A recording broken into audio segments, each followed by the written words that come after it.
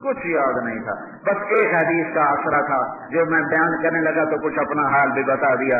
ये एक हदीस मेरे लिए बहुत बड़ा आसरा बनी हुई थी। और एक बात, मुझे ये हसरत उस वक्त थी, न बीवी याद, न बच्चे, न औलाद, मुझे हसरत उन घड़ियों पर थी जो गफलत में गुजर गई। हाय काश मेरा वो वक्त भी गफलत में न गुजरा होता तो आज कुछ और सरमाया भी मेरे पास होता, क्योंकि इस मर्ज में आदमी मौत और जिंदगी के बीच में चल रहा होता है। बाकी अमराज में तो जिंदगी की उम्मीद गालिब होती है, लेकिन यहाँ मौत गालिब होती है और जिंदगी से बचने के आसार कम होते हैं। और जिस किस्म का मुझे दौरा पड़ा था उसमें तो ये मौत लाजमी नजर आ रही थी। नो डॉक्टर के जिम्मे है मरते हुए मरीज को भी कहे इंशाल्लाह आप ठीक हो जाएंगे, आप ठीक हो जाएंगे, ताकि वो हौसला न हारे।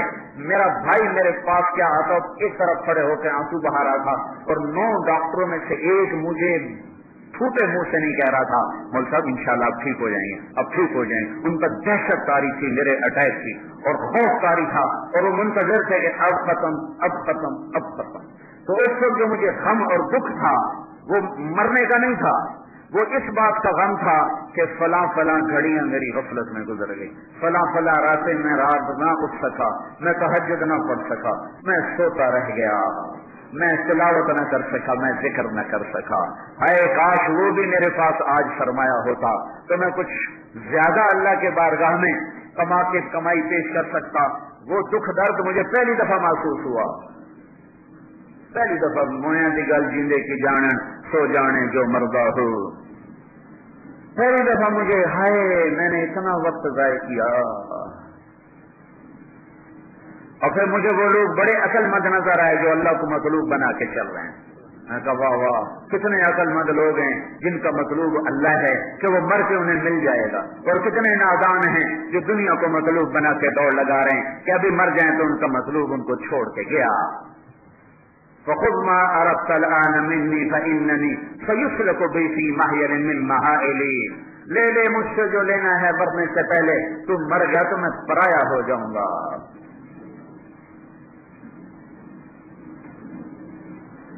है तो एक मैं अल्लाह से बात कर रहा था, अल्लाह से बात कर रहा था। मैंने कहा या अल्लाह तेरा एक फरमान पहुंचा है। एक थोड़ी सी तसल्ली थी, थोड़ी सी तसल्ली एक तरफ से ये थी कि अल्लाह के बंदों की मैं गीबत नहीं करता, मैं किसी की बुराई बयान नहीं करता, मेरी मजलिस में किसी को गीबत करने की जरूरत नहीं। कोई मुझसे भी बड़ा जोरदार आके कर दे जिसे मैं रोक न सकूं तो मैं उसकी कसम नहीं खाता हूं, लेकिन मेरे बराबर का मुझसे छोटा मेरे पास बैठने वाले उनको ये जरूरत नहीं है कि किसी मुसलमान की बुराई मेरे सामने कर लें। मेरे बच्चे मेरे पीठ पीछे कुछ करे तो करें, उनको मेरे सामने ये जरूरत नहीं है। मेरे घर में किसी की कमी का तस्करा नहीं होता,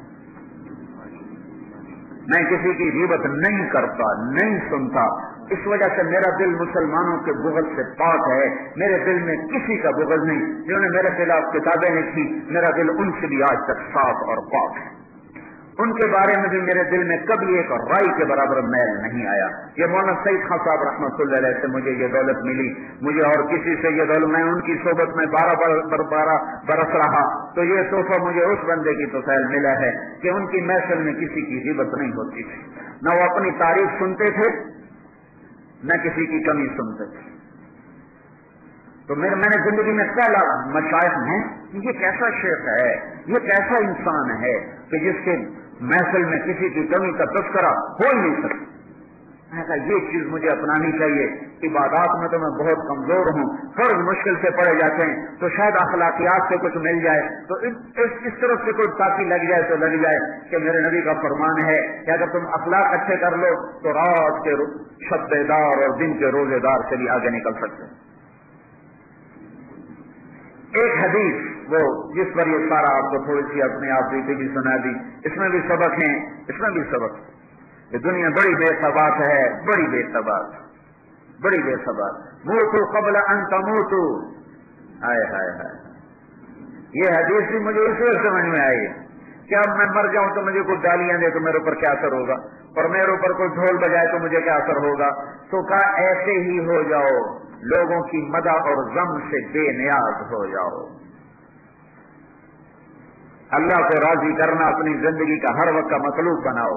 तो मैंने एक हदीस पढ़ी थी, इज़ा मातल अब्द واللہ یعلم منہ شرا ویقول الناس فیہ خیرا فیقول اللہ تعالی قد قبلت شہادت عبادی لعبدی وعفوت عن علمی. یہ حدیث قدسی ہے کہ میرا اللہ کہتا ہے جب کوئی شخص مرتا ہے، کوئی عورت مرتی ہے، کوئی مرد مرتا ہے، اور اللہ جانتا ہے کہ یہ عورت بہت غلط ہے، یہ مرد بہت غلط ہے، لیکن محلے کے لوگ کہنا شروع کرتے ہیں بہت نیک خاتون تھی، بہت نیک خاتون تھی، اور محلے کے لوگ کہتے ہیں بڑے نیک آدمی تھے، یہ تو بڑے عالم تھے، یہ تو بڑے واعظ تھے، یہ تو ساری زندگی حدیث پڑھاتے رہے، یہ تو ساری زندگی دارالفتاح میں بیٹھے رہے، یہ تو ساری زندگی اللہ کا کام کرتے رہے، یہ تو ساری زندگی مسجد کو آباد کرتے رہے، یہ تو ہر سال حج کرتے تھے، عمرہ کرتے تھے.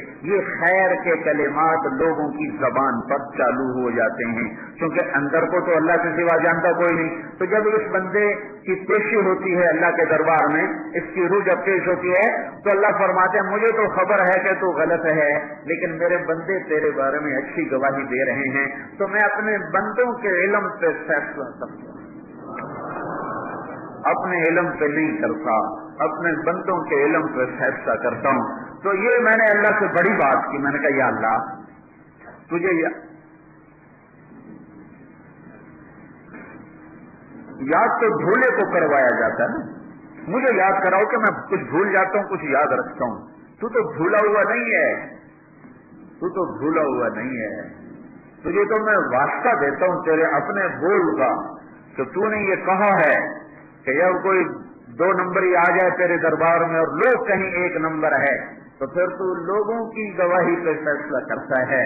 تو یا اللہ تو جانتا ہے کہ میں غلط ہوں، لیکن یہ باہر ہسپتال بھرا ہوا ہے، یہ سارے کہہ رہے ہیں کہ بہت نیک ہے، بہت نیک ہے. تو اگر میری پیشی کا وقت آ چکا ہے تو پھر لوگوں کی گواہی پہ فیصلہ کرنا، اپنے علم پہ فیصلہ نہ کرنا. یہ بات میں نے بڑی اپنے اللہ سے. میرا عزیزو، مرنے والے کی نظر سے دنیا کو دیکھو تو تمہاری ترجیحات اپنے آپ تبدیل ہو جائیں. یہ صرف پڑھنے پڑھانے سے نہیں آتا.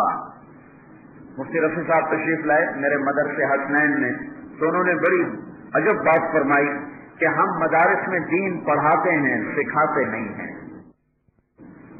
تو ان کی بات مجھے کاٹ گئی کہ یہ تو صحیح فرما رہے ہیں. ہم تو صبر کا مطلب بتاتے ہیں، صبر والا تو نہیں بناتے. ہم تو تقویٰ کا مطلب بتاتے ہیں، تقوی والا تو نہیں بناتے. ہم تو خشوع کا مطلب بتاتے ہیں، خشوع والا تو نہیں بناتے. ہم تو جواد اور کریم کا مطلب بتاتے ہیں، انہیں جود و سخا نہیں سکھاتے. دین پڑھایا جاتا ہے، سکھایا نہیں جاتا. سیکھنا الگ محنت ہے.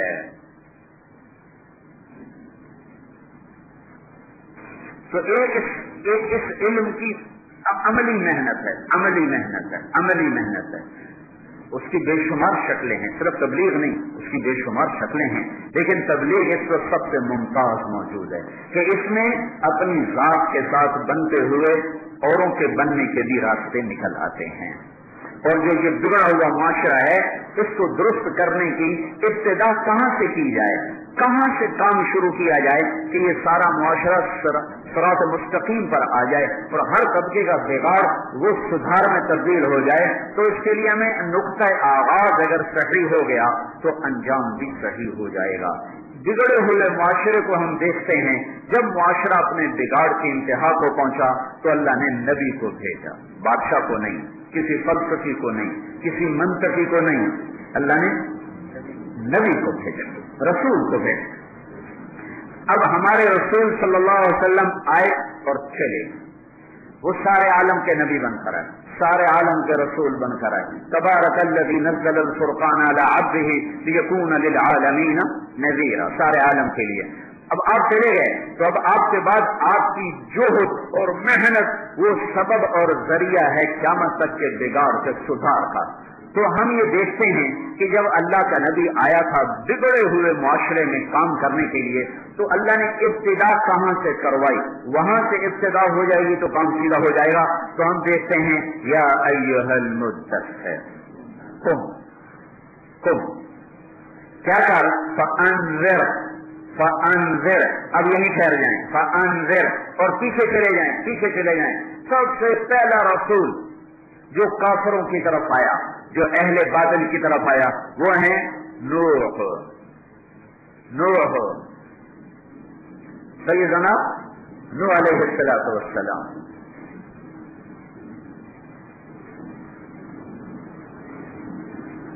اللہ تعالیٰ ان سے فرماتا ہے انا ارسلنا نوحا الى قومه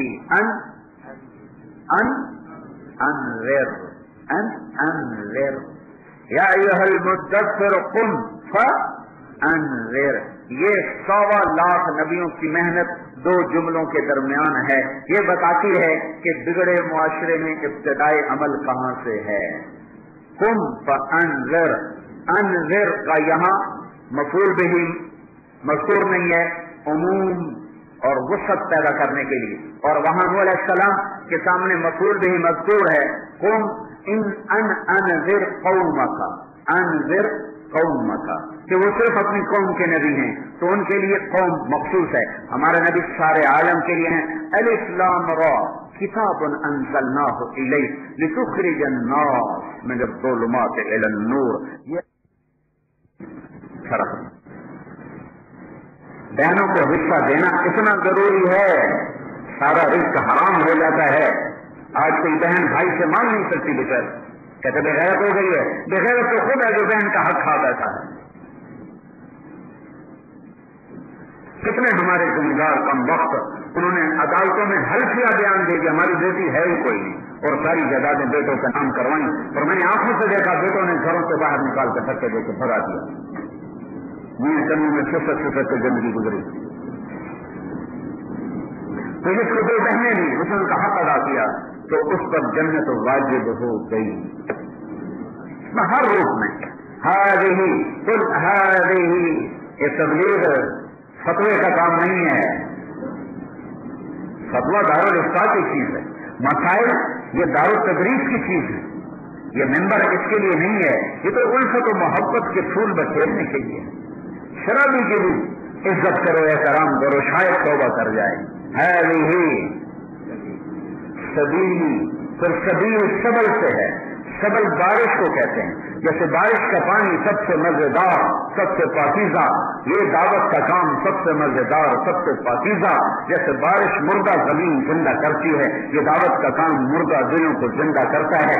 جیسے بارش زمین کے شگاف، پھٹے ہوئے شگاف، وترل ارض حامدہ وترل ارض خاشعہ وترل ارض حامدہ، شگاف پڑ گئے، وترل ارض خاشعہ، زمین بنجر ہو گئی، بارش آئی آباد ہو گئی. ایسے ہی بنجر دل پھٹے ہوئے دلوں کو جوڑنے کے لیے ہے یہ دعوت کا کام. جیسے قوس و قزح کے رنگ سے دنیا حسین ہو جاتی ہے، ایسے ہی دعوت کے رنگ سے انسانیت حسین ہو جاتی ہے. جیسے بارش کے پانی سے زمین لہلہا جاتی ہے، دعوت کی محنت سے دلوں کی زمین لہلہا جاتی ہے. جیسے بارش سے بہار آ جاتی ہے، ایسے ہی دعوت کے کام سے ویران سینوں میں ایمان کی بہار آ جاتی ہے.